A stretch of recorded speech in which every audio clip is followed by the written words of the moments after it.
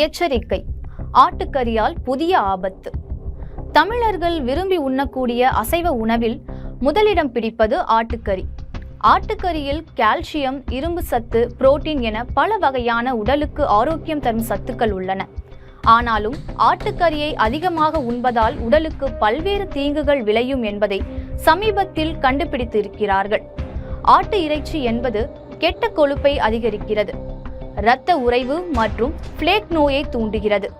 அத்துடன் கொழுப்பு சத்து, சோடியம் அதிகம் உள்ளது என்பதால் மாரடைப்பு வருவதற்கான சாத்தியக்கூறுகள் அதிகம் என்கிறார்கள்.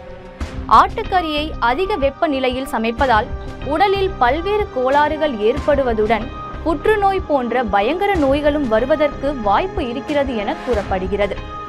ஆட்டுக்கறியை கடின உழைப்பாளிகள் வேண்டுமானால் இஷ்டம் போல சாப்பிடலாம். மற்றவர்கள் வாரத்திற்கு ஒரு முறைதான் ஆட்டுக்கறியை சாப்பிட வேண்டும். ஒரு முறை ஆட்டுக்கறியை சாப்பிட்டாலும் அது ஜீரணம் ஆவதற்கு 2 நாட்கள் ஆகும் என்று கண்டுபிடித்திருக்கிறார்கள். அதேபோல் இரவு நேரத்தில் ஆட்டுக்கறியை சாப்பிடக்கூடாது என்றும் சொல்லி இருக்கிறார்கள். ஆட்டுக்கறி வாங்கும் பொழுது மென்மையான பகுதியை பார்த்து வாங்க வேண்டும். வாரம் ஒரு முறை மட்டுமே ஆட்டுக்கறி சாப்பிட வேண்டும் என மருத்துவர்கள் எச்சரித்துள்ளனர்.